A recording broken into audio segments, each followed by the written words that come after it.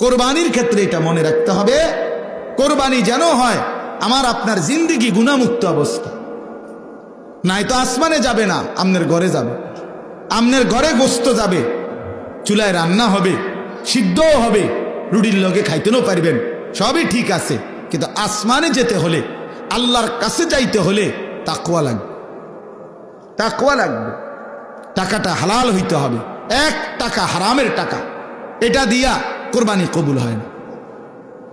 এবং হারাম টাকার শরিক যে হয়, তার কারণে বাকিদের কোরবানিও কবুল হয় না। আপনি যদি বলেন বুঝমু কেমনে, না বুঝতে আপনি হেতের লগে করেন কেন? কথা বলেন না কেন? আপনি 1.5 লাখ টাকা 3 লাখ টাকার গরু লোক দেখাইতেন গেলেন কেন? আপনার সন্দেহ হয়, আবার সামর্থ্য আপনার পুরা নাই, কম, আপনি পুরা পারতেন না 1 লাখ টাকার কোরবানি দিতেন, আপনি খাসি কোরবানি দেন। এটা তো ইবাদত, এটা তো গোস্ত খাওয়া না।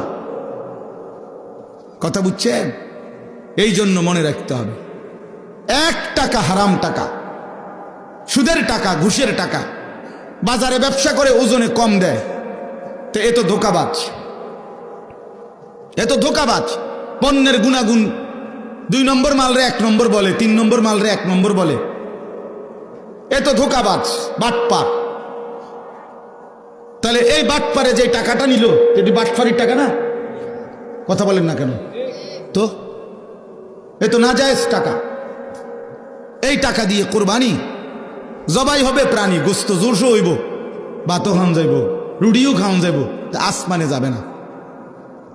কোথায় যাবে না? আসমানে যাবে না, রবের কাছে যাবে না, মালিকের কাছে যাবে না। কথা শক্ত হইল, এটাই সত্য, শক্ত। মূলত এই সূরাটার নাম হলো সূরায়ে হজ। এই মুহূর্তে হজ্জের মৌসুম, এখন হজের মাস। কোরআনুল কারীমের মধ্যে আছে, আল্লাহ তাআলা ইরশাদ করেছেন, আল হাজ্জু আশহুরুম মা'লুমাত, হজ হয়ে থাকে নির্ধারিত কয়েকটি মাসে। এই নির্ধারিত মাস বলতে নবী সাল্লাল্লাহু আলাইহি ওয়াসাল্লাম নিজে ব্যাখ্যা করে বুঝাই দিয়েছেন যে নির্ধারিত মাস হলো 3টা, শাওয়াল, জিলকদ, জিলহজ। মানে রমজানের পরপরই 3 মাস।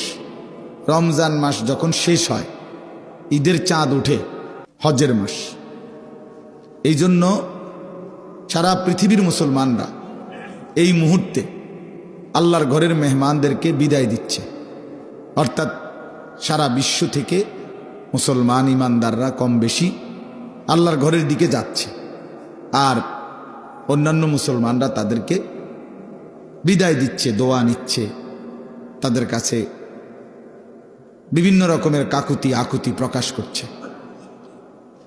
তো এই হিসাবে আমাদের যারা ওলামায়ে কেরাম, বুজুর্গানে দ্বীনদের একটা আমল যে হজ্জের এই সময়টাতে বিশেষভাবে ওনারা হজ, কোরবানি এই সম্পর্কিত আলোচনা করে থাকে। ফলে আলহামদুলিল্লাহ আমরাও গত কয়েকদিন যাবৎ লাগাতার প্রতিদিন আল্লাহর বান্দাদের কাছে হজ, কোরবানি এই বিষয়গুলোর উপরে কিছু কিছু আলোচনা করার চেষ্টা করতেছি। তো আজকেও এটাকে সামনে রেখে আপনাদের সামনে এই আয়াতটা আমি পড়ছি। তাহলে এবার আসেন একটু কথা, কোরবানি আল্লাহ তাআলা আদম আলাইহিস সালাম থেকে নিয়ে এই পর্যন্ত এবং এখন থেকে নিয়ে কিয়ামত পর্যন্তের জন্য আল্লাহ তাআলা কোরবানি চালু করেছেন। হযরত আদম আলাইহিস সালামের 2 ছেলে হাবিল এবং কাবিল, এই 2 ছেলে বিবাহ নিয়ে ঝগড়া লাগছিল নিজেদের মধ্যে। এই ঝগড়ার সমাধানের জন্য আল্লাহ তাআলা তাদেরকে প্রথম কোরবানি করতে বলছিলেন। সেই থেকে কোরবানি শুরু, আজও চলছে, কিয়ামত পর্যন্ত চলবে। সুবহানাল্লাহ। সর্বযুগে, কথা খেয়াল করেন, আমি কমাইয়া কইতেছি, সর্বযুগে 1 নাম্বার মনে রাখতে হবে, কোরবানি সর্বযুগেই কবুল হবে তার নিজের মধ্যে তাকওয়া থাকবে যার। ইন্নামা ইয়াতাকাব্বালুল্লাহু মিনাল মুত্তাকিন। কোরআনে আছে, হাবিল কাবিল 2 ভাই কোরবানি দেওয়ার পরে কাবিলের কোরবানি কবুল হয় নাই, কিন্তু হাবিলের কোরবানি কি হয়েছে? কবুল হয়েছে। তখন কাবিল বলছে লা আকতুলান্নাকা, আমি তোর মাইরা ফেলবো, আমি তোকে মেরেই ফেলবো। এই তখন হাবিল বলছে ভাই আমারে মাইরা লাভ নাই, বরং ইন্নামা ইয়াতাকাব্বালুল্লাহু মিনাল মুত্তাকিন, মনে রাখবা সর্বযুগেই কোরবানি কবুল হবে তার তাকওয়া থাকবে যার। তাকওয়া কি? তাকওয়া হলো 3 জিনিস। 1 নম্বর হলো সমস্ত গুনাহ বর্জন করা, 2 নম্বর হলো সমস্ত ইবাদতে লেগে থাকা, 3 নম্বর হলো সর্বাবস্থায় আল্লাহকে ভয় করতে থাকা। গুনাহ বর্জন, ইবাদত পালন, আল্লাহর ভয়, এটাই তাকওয়া।